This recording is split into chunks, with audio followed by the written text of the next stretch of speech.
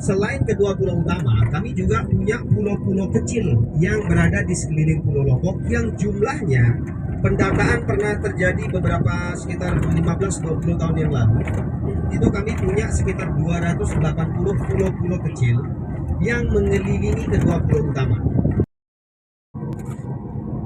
Jadi miniatur masjid dijadikan sebagai lambang dari Kabupaten Lombok Barat ini, identitas dari Lombok Barat ini, karena Lombok ini memang dikenal sebagai Pulau Seribu Masjid.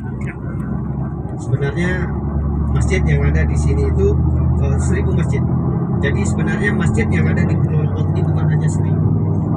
Data terakhir itu sudah mencapai 5000 lebih. Masjid kecil sampai masjid yang besar. Oh bukan. Ini kayaknya ya betul. Ini dah.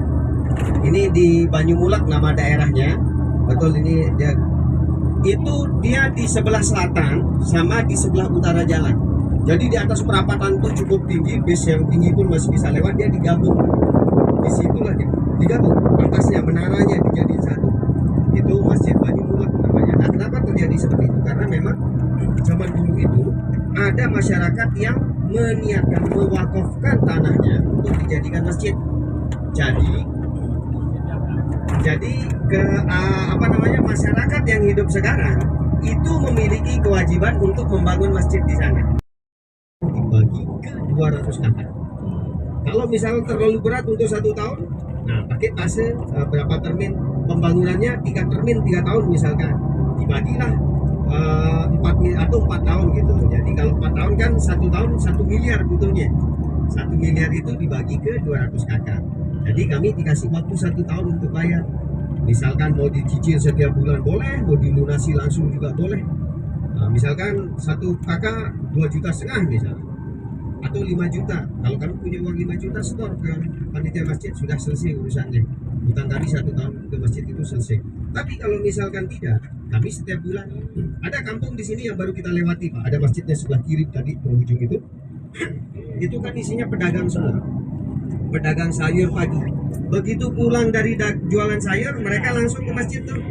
Taruh 10.000, 20.000, ada yang untungannya hari itu agak banyak 30.000.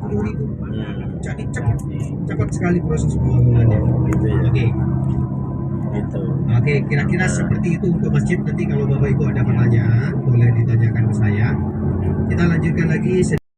Terus kadang-kadang ngapain dia di jalan terus nggak didengar sama pengendara kan? Ratus miliar Pak. Nah, jadi berebutlah sehingga pecahlah NW ini. Jadi NW yang diakui ini seperti yang saya sampaikan tadi, bahwa di Pulau Lombok ini selain suku Sasak yang merupakan mayoritas atau orang kayaknya cukup. Jadi tahun 1892 ketika Anak Agung Geding, Anak Agung Ketut Karangasem menjabat menjadi Raja Mataram, beliau meminta bantuan pemerintah Hindia Belanda untuk memediasi antara orang Sasak dan Kerajaan Mataram supaya tidak terjadi pemberontakan yang dilakukan oleh orang Sasak. Karena orang Sasak yang merasa dijajah kan memberontak, tapi tidak bersatu sehingga cepat kalah, selalu bisa ditumpas. Nah, begitu Anak Agung Ketut Karangasem menjadi raja, dia minta bantuan pemerintah Hindia Belanda yang ada di Singaraja Bali untuk memediasi ini supaya tidak perang. Akhirnya Belanda mengirim 1 kapal pasukan yang dipimpin oleh Jenderal Panham. Berlayar dari Bali Utara, Singaraja, berlabuh di Pelabuhan Ampenan, yang mana waktu itu pulau ini bernama Bumi Sasak. Begitu sampai di Pelabuhan Ampenan, Jenderal Panham yang tidak cerdas seperti bapak-bapak ini, seperti Kesra. Kenapa saya bilang begitu? Kan kalau Kesra begitu mau ke Lombok kan menelpon kami, Tisa. Tisa mau ke Lombok, disiapkan semua Pak. Ini base kita sudah standby-kan dari kemarin, tapi di gudangnya. Tadi baru kita bawa ke bandara ya. Nah, Jenderal Panham kan Lombok katanya. Lombok menunjuk ke timur. Giliran Jenderal Panhamnya bingung. Tanya lagi yang lain, semua menjawab Lombok. Sampai puluhan orang ditanya, semua menjawab Lombok sambil menunjuk ke arah timur. Konon sejak saat itu, pulau ini berganti nama dari Bumi Sasak menjadi Pulau Lombok. Sebenarnya pulau yang lurus Sirotol Mustaqim. Nah, bagaimana menjadi Lombok ini? Ada lagi ceritanya Pak. Setelah berpuluh-puluh tahun begitu Indonesia merdeka, tahun 1958-59, Provinsi Sunda Kecil yang tadinya meliputi Bali, Lombok, Sumbawa, Flores, Solo, Ralo, Timor, Roti, Samut, dan Sumba dimekarkan menjadi 3 provinsi. Lahirlah NTB, lahirlah Bali, lahirlah NTT. Begitu provinsi ini lahir, kami tidak memiliki sumber daya manusia yang bisa menempati jabatan seperti bupati, gubernur, kepala dinas, kepala apapun itu belum banyak karena belum banyak yang bersekolah. Jadi pemerintah pusat Pak Harto itu mendatangkan orang-orang pintar dari Jawa Barat menempati jabatan-jabatan tersebut. Begitu para pejabat ini lihat, oh ini kesempatan yang banyak ini. Di sini kalau kita berdagang, kalau buka usaha apapun pasti jalan. Jadi para pejabat itu bawa keluarganya kemari. Habis keluarganya dibawa tetangganya, temannya dibawa, orang yang tidak dikenal dibawa. Muncullah kampung Jawa di sini, Pak. Mulai banyak orang Jawa, karena orang Jawa itu kan sangat dihormati di sini, Pak.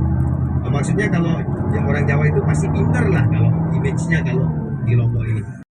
Berubah K sama Ki aja, akhirnya orang Jawa lah yang berubah dari kata Lombok menjadi Lombok. Berubahlah nasib pulau ini yang tadinya Sirotol Mustaqim menjadi pedas gitu kan.